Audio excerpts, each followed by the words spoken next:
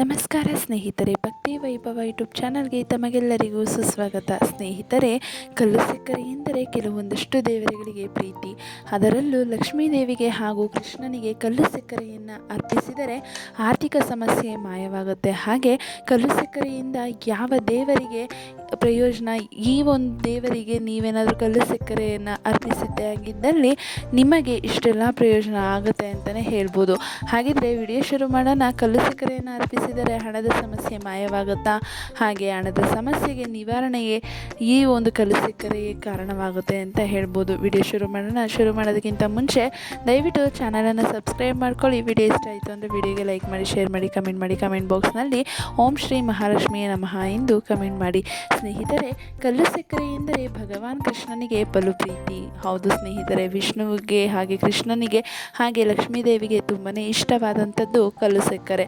ಕಲ್ಲು ಸಕ್ಕರೆಯನ್ನು ಉಪಯೋಗಿಸುವುದರಿಂದ ಆರೋಗ್ಯದ ಸಮಸ್ಯೆಗಳನ್ನು ಮಾತ್ರವಲ್ಲ, ಆರ್ಥಿಕ ಸಮಸ್ಯೆಗಳನ್ನು, ಉದ್ಯೋಗದ ಸಮಸ್ಯೆಗಳನ್ನು, ಶನಿ ದೋಷವನ್ನು ಕೂಡ ನಿವಾರಿಸಿಕೊಳ್ಳಬಹುದು. ನೋಡಿದ್ರಲ್ಲ ಸ್ನೇಹಿತರೆ, ಕಲ್ಲು ಸಕ್ಕರೆಯ ಪ್ರಯೋಜನ ತಿಳ್ಕೊತಾ ಇದ್ದೀರಾ ಅಲ್ವಾ? ಆರ್ಥಿಕ ಸಮಸ್ಯೆ, ಉದ್ಯೋಗದ ಸಮಸ್ಯೆ ಹಾಗೆ ಶನಿ ದೋಷವನ್ನು ಕೂಡ ನೀವು ನಿವಾರಣೆ ಮಾಡ್ಕೋಬೋದು.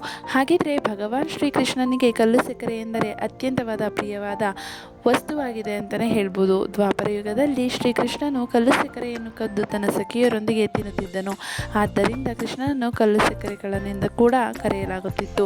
ಜೀವನದಲ್ಲಿ ಸುಖ, ಶಾಂತಿ, ಸಮೃದ್ಧಿಗಾಗಿ ಕಲ್ಲು ಸಕ್ಕರೆಯನ್ನು ಉಪಯೋಗಿಸಬೇಕೆಂದು ತಂತ್ರಶಾಸ್ತ್ರದಲ್ಲಿ ಉಪಯೋಗಿಸಲಾಗಿದೆ ಅಂತಲೇ ಹೇಳ್ಬೋದು. ಹೌದು ಸ್ನೇಹಿತರೆ, ಹಾಗೆ ಕಲ್ಲು ಸಕ್ಕರೆಯ ಪ್ರಯೋಜನ ತಿಳ್ಕೊಳ್ಳೋದಾದರೆ, ಕಲ್ಲು ಸಕ್ಕರೆ ಕೇವಲ ನಮ್ಮ ಜೀವನದ ಸಮಸ್ಯೆಗಳನ್ನು ಮಾತ್ರವಲ್ಲ, ಆರೋಗ್ಯದ ಸಮಸ್ಯೆಗಳನ್ನು ಕೂಡ ನಿವಾರಿಸುವಷ್ಟು ಸಾಮರ್ಥ್ಯವನ್ನು ಹೊಂದಿದೆ. ತಂತ್ರಶಾಸ್ತ್ರದ ಪ್ರಕಾರ ಕಲ್ಲು ಸಕ್ಕರೆಯಿಂದಾಗುವ ಪ್ರಯೋಜನ ಈ ರೀತಿಯಾಗಿರುತ್ತೆ. ಅಂದರೆ ಮನೆಯಲ್ಲಿ ಸುಖ, ಶಾಂತಿ ನೆಲೆಯಾಗುತ್ತೆ. ಹೌದು ಸ್ನೇಹಿತರೆ, ಮನೆಯಲ್ಲಿ ಸುಖ, ಶಾಂತಿ, ಸಮೃದ್ಧಿ ನೆಲೆಯಾಗಲು ಭಗವಾನ್ ಶ್ರೀಕೃಷ್ಣನಿಗೆ ಪ್ರತಿದಿನ ಕಲ್ಲು ಸಕ್ಕರೆಯನ್ನು ಅರ್ಪಿಸಬೇಕು. ನೀವು ಪ್ರತಿನಿತ್ಯ ಕೃಷ್ಣನಿಗೆ ಕಲ್ಲು ಸಕ್ಕರೆಯನ್ನು ಅರ್ಪಿಸುವುದರಿಂದ ಜೀವನದಲ್ಲಿ ಶುಭ ಫಲಿತಾಂಶವನ್ನೇ ಪಡೆಯುವಿರಿ. ಹೀಗೆ ಮಾಡುವುದರಿಂದ ಕೃಷ್ಣನ ಆಶೀರ್ವಾದ ಸದಾ ನಿಮ್ಮ ಮೇಲೆ ಇರುತ್ತೆ ಅಂತಲೇ ಹೇಳ್ಬೋದು.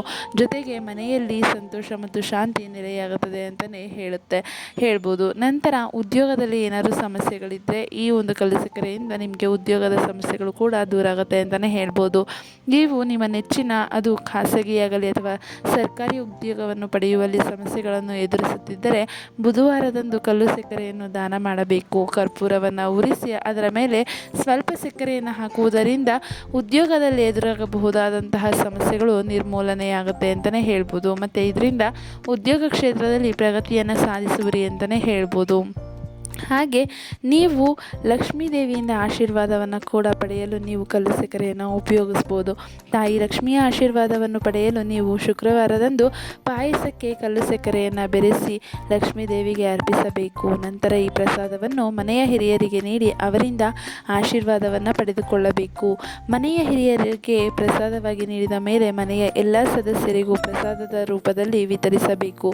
ಇದನ್ನು ನೀವು 21 ಶುಕ್ರವಾರದವರೆಗೆ ಅನುಸರಿಸಬೇಕು. ಇದರಿಂದ ಯಾವಾಗಲೂ ಲಕ್ಷ್ಮೀ ದೇವಿಯ ಅನುಗ್ರಹವು ನಿಮ್ಮ ಮೇಲೆ ಇರುತ್ತೆ ಅಂತಲೇ ಹೇಳ್ಬೋದು.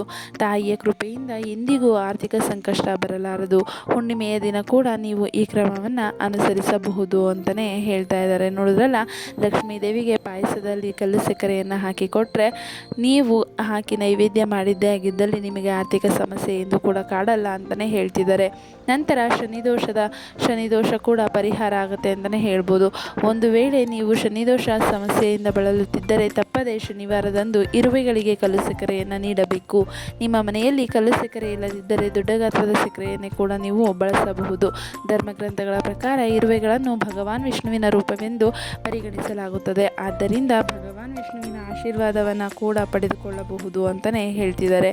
ನಂತರ ಉತ್ತಮ ಆರೋಗ್ಯಕ್ಕೆ ನೀವು ಕಲ್ಲು ಸಕ್ಕರೆಯನ್ನು ಈ ರೀತಿ ಬಳಸಬೇಕಾಗತ್ತೆ. ಅಂದರೆ ಕಲ್ಲು ಸಕ್ಕರೆಯನ್ನು ಉಪಯೋಗಿಸುವುದರಿಂದ ನಮ್ಮ ಆರೋಗ್ಯದ ಸಮಸ್ಯೆಗಳು ದೂರ ಆಗುತ್ತದೆ. ಆಯುರ್ವೇದದ ಪ್ರಕಾರ ಊಟ ಮಾಡಿದ ನಂತರ ಸ್ವಲ್ಪ ಸೋಂಪು ಮತ್ತು ಕಲ್ಲು ಸಕ್ಕರೆಯನ್ನು ಸೇವಿಸಬೇಕು. ಇದರಿಂದ ಉತ್ತಮ ಜೀರ್ಣಕ್ರಿಯೆಯಾಗುತ್ತದೆ. ಕಲ್ಲು ಸಕ್ಕರೆಯನ್ನು ಬಳಸುವುದರಿಂದ ನಮ್ಮಲ್ಲಿನ ನಕಾರಾತ್ಮಕ ಭಾವನೆಗಳು ಕೂಡ ದೂರ ಆಗುತ್ತೆ ಅಂತಲೇ ಹೇಳ್ತಾ ಇದ್ದಾರೆ. ಹಾಗೆ ಕಲ್ಲು ಸಕ್ಕರೆ ಬಳಸುವುದರಿಂದ ನಮ್ಮ ಆರೋಗ್ಯವನ್ನು, ನಮ್ಮ ಜೀವನದಲ್ಲಿ ಸಮಸ್ಯೆಗಳನ್ನು ಕೂಡ ನಿವಾರಿಸಿಕೊಳ್ಳಬಹುದು. ಕಲ್ಲು ಸಕ್ಕರೆಯಿಂದ ಶನಿ ದೋಷವು ದೂರ ಆಗುತ್ತದೆ. ಲಕ್ಷ್ಮೀ ದೇವಿಯ ಆಶೀರ್ವಾದವು ಕೂಡ ಸದಾ ನಮ್ಮ ಮೇಲೆ ಇರುತ್ತೆ ಅಂತಲೇ ಹೇಳ್ಬೋದು. ನೋಡಿದ್ರಲ್ಲ ಸ್ನೇಹಿತರೆ, ಕಲ್ಲು ಸಕ್ಕರೆಯಿಂದ ಇಷ್ಟೆಲ್ಲ ಪ್ರಯೋಜನ ಇದೆ. ದೇವಾನುದೇವತೆಗಳಿಗೂ ಇಷ್ಟವಾಗುತ್ತೆ ನಮ್ಮ ಕಷ್ಟವನ್ನು ಪರಿಹಾರ ಮಾಡ್ತಾರೆ. ಹಾಗೆ ಆರ್ಥಿಕ ಸಂಕಷ್ಟ ದೂರವಾಗುತ್ತೆ, ಉದ್ಯೋಗದಲ್ಲಿ ಕೂಡ ಇರುವಂತಹ ತೊಂದರೆ ನಿವಾರಣೆ ಆಗುತ್ತೆ, ಹಾಗೆ ಆರೋಗ್ಯದ ಸಮಸ್ಯೆ ಕೂಡ ದೂರವಾಗುತ್ತೆ ಅಂತಲೇ ಹೇಳ್ಬೋದು. ಇಷ್ಟೆಲ್ಲ ಪ್ರಯೋಜನ ಇರುವಂತಹ ಕಲ್ಲು ಸಕ್ಕರೆಯನ್ನು ನೀವು ಕೂಡ ಈ ರೀತಿ ಉಪಯೋಗಿಸಿ ನೀವು ಕೂಡ ಜೀವನದಲ್ಲಿ ನೆಮ್ಮದಿಯಾಗಿರ್ಬೋದು ಅಂತಲೇ ಹೇಳ್ಬೋದು. ಸ್ನೇಹಿತರೆ, ಈ ಒಂದು ಮಾಹಿತಿ ನಿಮಗೆ ಇಷ್ಟ ಆಗಿದೆ ಅಂತ ಅನ್ಕೊತೀನಿ. ಇಷ್ಟ ಆಗಿದ್ದರೆ ವಿಡಿಯೋಗೆ ಲೈಕ್ ಮಾಡಿ, ಶೇರ್ ಮಾಡಿ, ಕಮೆಂಟ್ ಬಾಕ್ಸ್ನಲ್ಲಿ ಓಂ ಶ್ರೀ ಮಹಾಲಕ್ಷ್ಮಿಯೇ ನಮಃ, ಹಾಗೆ ಓಂ ಮಹಾವಿಷ್ಣುವೇ ನಮಃ, ಹಾಗೆ ಕೃಷ್ಣಂ ವಂದೇ ಜಗದ್ಗುರು ಎಂದು ಕಮೆಂಟ್ ಮಾಡಿ. ಸ್ನೇಹಿತರೆ, ವಿಡಿಯೋ ವೀಕ್ಷಿಸಿದ್ದಕ್ಕಾಗಿ ಧನ್ಯವಾದಗಳು.